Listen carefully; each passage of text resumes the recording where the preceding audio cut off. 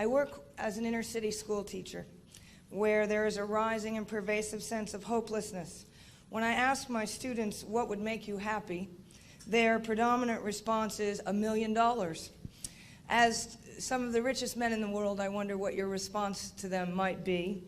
And as a second part of this question, the philosophical underpinnings of capitalism have largely ignored a systemic perspective involving issues of ongoing depletion of limited global resources exploited to sustain a market economy, widening gaps between the very wealthy and the severely impoverished, and an international view of America as a country whose primary values are greed and imperialism.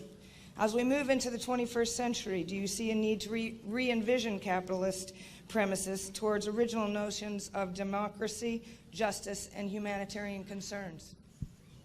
There's always plenty wrong with a social order, and certainly there are places where ours is a lot more broken than it used to be.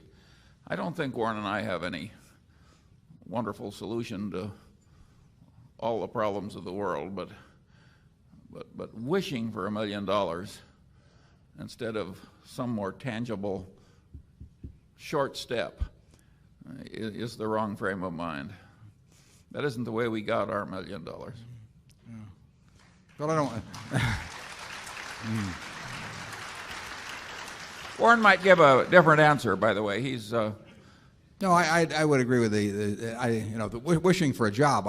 Makes a lot of sense to me, and figuring out how to get one and then going from there. But there is, and always has been. That doesn't mean it always should be, but there is a tremendous amount of inequality. What you don't want is an inequality of opportunity. There will be a lot of inequality in ability. A market system like we have turns out what people want. If they want to watch a heavyweight fight and they want to watch Mike Tyson, they're going to pay him $25 million for getting in the ring for a few minutes. And it produces what people like, and it produces in an abundance, and it's done very well in terms of production. It is much better to be in the bottom 20% in this country now than it was 50 years ago, and it's better to be in the bottom 20% of this country than in any other country.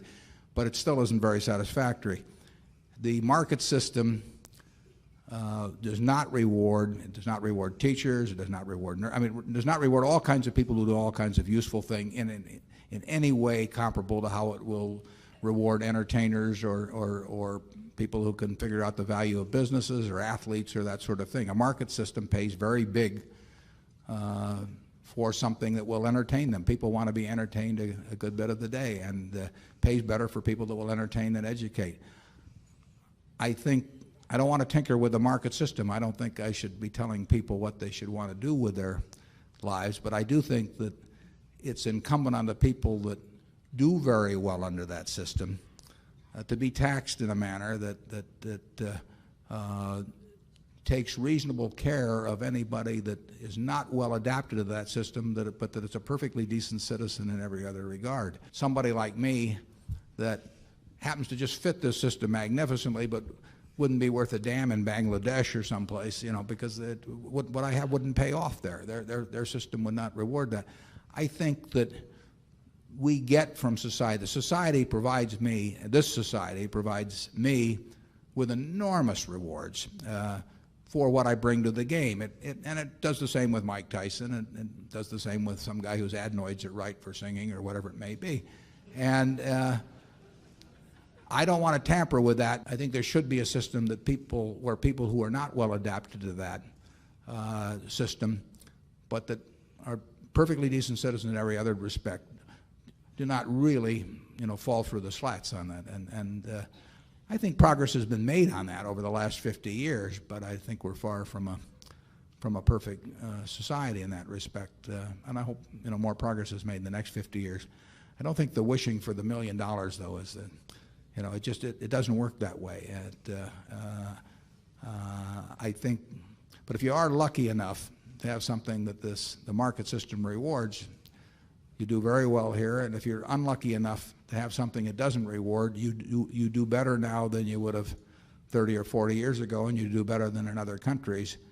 But I can see where it seems very unjust to look at somebody else who has just a little different mix of talents that can achieve claim checks in a way that keeps them and the next 5 generations of their family in a position where they don't have to do very much. I would say that I like a certain amount of social intervention that takes some of the inequality out of results in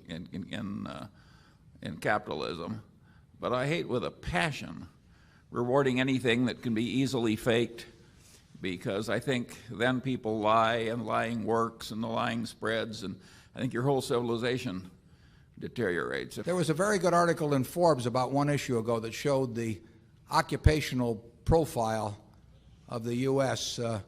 At a couple of different intervals going back to 1900. And one problem you can see just by looking at that profile is that if you assume 20% of the bottom 20%, however you measure it in terms of employability, whether it's measured by IQ or interest in working or energy level or whatever you want to do, they fit very well most of the jobs that were available 100 years ago. In other words, you could do most of the jobs, of which there were many, with relatively unimpressive mental abilities. And as jobs have changed, the profile of people hasn't changed. So there are more people that end up on the short end. Now, the good part of that is the society produces so much more that it can take care of those people one way or another. Now, the trick is to take care of them and make them not only feel, but be productive and be part of the act. And we've got enough product to do that, but the country turns out way more output than 50 or 100 years ago. We're not perfect at figuring out how to make the bottom 20 or 30% in terms of abilities fit a new changing job profile. I really recommend you look at that Forbes magazine, because if you think through the implications of those charts, I think you'll see what social problems have to be attacked.